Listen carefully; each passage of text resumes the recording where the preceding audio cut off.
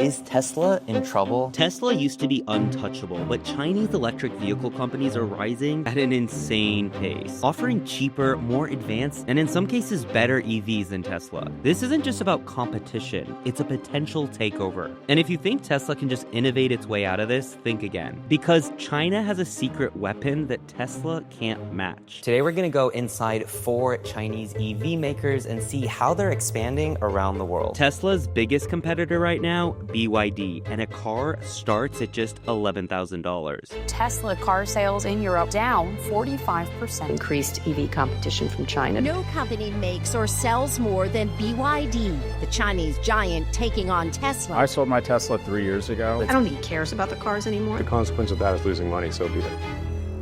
Okay. The reason behind China's rapid EV growth isn't just innovation, it's strategy. The Chinese government has poured billions into EV subsidies, infrastructure, and battery development. While Tesla was focused on scaling in the West, China was building the world's most advanced EV ecosystem. Today, Chinese automakers benefit from lower production costs, vertically integrated supply chains, and a domestic market that's already the largest for EVs. In 2023 alone, China exported more than 5 million EVs, many of them to Tesla's key markets. When you think about the innovation, the design, and obviously the price point coming out with so much rapid competition from China, even amongst these companies themselves, you start to wonder, what is about to happen? If the electric vehicle penetration rate continues to grow, these companies are really well positioned to take a big piece of this market.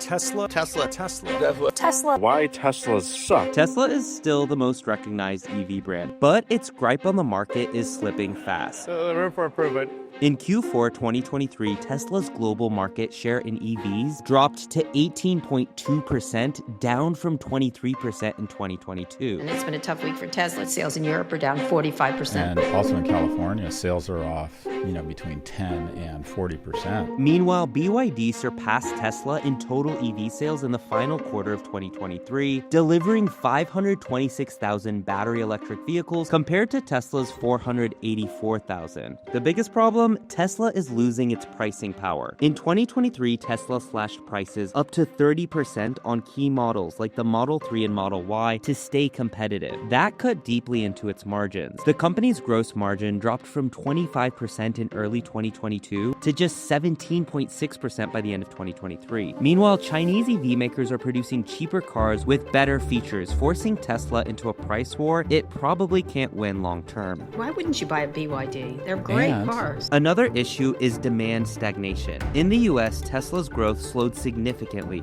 with sales up just 2.6% in Q4 2023 compared to a 67% surge in Chinese EV exports. The Model Y remains Tesla's best-selling car, but competitors like BYD and XPeng offer similar features at much lower prices. Then there's China itself, one of Tesla's most important markets. Tesla's Gigafactory in Shanghai produces over 50% of its global output, but local Chinese brands are eating into its dominance. BYD, NIO, XPeng, and Zeekr now control over 80% of China's EV market, forcing Tesla to cut prices just to stay competitive. Go yourself. Is that clear?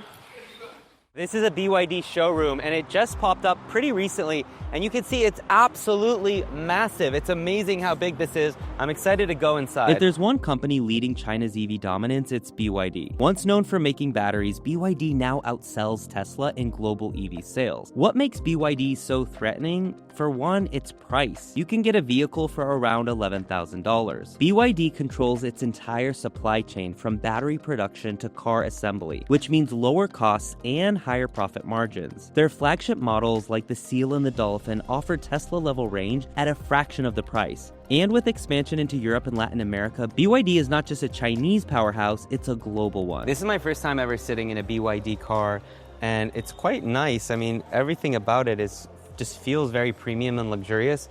I love that this entire thing is a screen. And yeah, I'm quite impressed already. Historically, there's been this idea that, made in China means low quality, but right now, this definitely doesn't feel like it's made in China.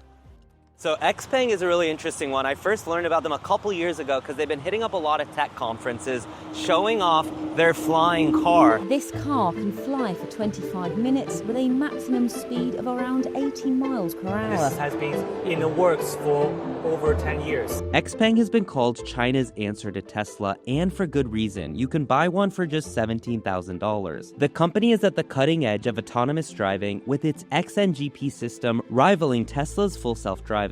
XPeng is also aggressively expanding in Europe, positioning itself as a premium EV brand. But what really sets them apart is their tech-first approach. XPeng isn't just making EVs, they're building futuristic AI-driven cars that could redefine the industry. One of the first things you see inside the showroom is this. It looks like kind of a flying car, although there are no wheels, so maybe it's just a helicopter. Pretty interesting here how they're kind of leveraging this product, which is only available in China, but putting it in a showroom here, which I think is very smart. It kind of differentiates it as like this really innovative, futuristic tech transportation company. All right, so this is my first time getting inside an XPeng vehicle. Wow, it feels really nice, quite comfortable. It actually feels quite luxurious. Sometimes I get in some cars and it feels like a very cheap kind of quality just based off of the texture and the material, but this one actually feels like a lot more legitimate and just better quality. The front is minimal. It's not like overly futuristic with a lot of screens like we've seen in some of the other ones. Again, this one does resemble a Tesla quite a bit. It also feels super spacious with just a lot of glass and openness as well. So this one really feels like I'm in a Mercedes or a BMW. The leather, the interior, there was like a little music sting right when you open the door and sit down, and then you have kind of the double tablet, which I think is kind of stupid. Like, why is there a break in between? You would think this would just be consecutive. I guess this is for the passenger, this is for the driver, so maybe that's why. But this is a really nice car. This is the nicest car I've sat in. While BYD and XPeng focus on affordability and tech, Zeekr is aiming straight at the premium market. A car starts at $31,000, and Zeekr offers high-performance EVs with the focus on luxury, range, and cutting-edge design. Zeekr was started in 2001, exclusively making electric vehicles. The Zeekr 001 boasts a 1,000-kilometer range, which outclasses nearly every EV on the market. It also has aggressive expansion plans into Europe and the Middle East, and Zeekr is positioning itself as a global luxury EV brand that could give Tesla's Model S and X a serious challenge. To enter the car, I can actually use an app and then just do like NFC here, and that will unlock the car, as you can see here. All right, so this actually really reminds me of a Tesla from the moment I sit inside. It just really mimics the vibe and design of a Tesla, especially the horizontal tablet, even just the operating system. Here in Dubai, the starting price of one of these vehicles is $46,000. What's interesting here is that the showrooms are pretty sleepy. Right now it's a Friday afternoon, so, it shouldn't necessarily be packed. It's not a weekend, but also it's not a Monday morning. So it's interesting to see if the awareness of these companies is going to take a lot longer than maybe they're anticipating. It's going to be interesting to see how the market receives these brands, especially ones like Zeekr, where I'm sitting in now, NIO and XPeng. BYD, of course, has become a lot more well-known. NIO is a luxury car with many models costing around $100,000, but it has something no other EV maker has: battery swapping tech. So instead of waiting for a charge, NIO owners can swap their empty battery for a full one in under 5 minutes. This eliminates one of the biggest pain points of EV ownership: long charging times. NIO is also doubling down on high-end features, offering AI-powered cabins and premium designs. But while NIO has a devoted fan base, it faces profitability challenges, something Tesla had to overcome early in its days. So this showroom is located in DIFC in Dubai, which is a premium, luxury mall that's located in the financial center of Dubai. So clearly they're targeting a very high-end, elevated sort of consumer. When you sit in a car like this, you can see that it really matches the vibe. I mean,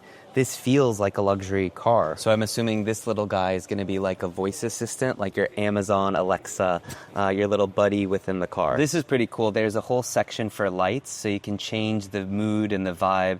You can do yellow, green, pink, and then it's not on right now. I mean, it's pretty cool. And also the tablet has so many different features, from everything, height memory, liftgate. You do everything here. It's like basically an iPad for your car. It's basically replaced an entire dashboard here, which of course we're seeing now in more and more cars, but I haven't seen one with this much breadth of features, to be honest. I asked someone in the showroom, I said, where is NIO made? He said, look, they're manufactured in China, but they're designed in Germany. Seeing 4 Chinese EVs today and how rapidly they're expanding with showrooms here in a market like Dubai is just super interesting, and it makes me wonder, you know, can Tesla continue to grow? Can Tesla continue to even keep its market share, especially in countries outside of the US? But let me know what you think below. Do you think Tesla is doomed here? While you're at it, check out more of my videos like this, and don't forget to subscribe.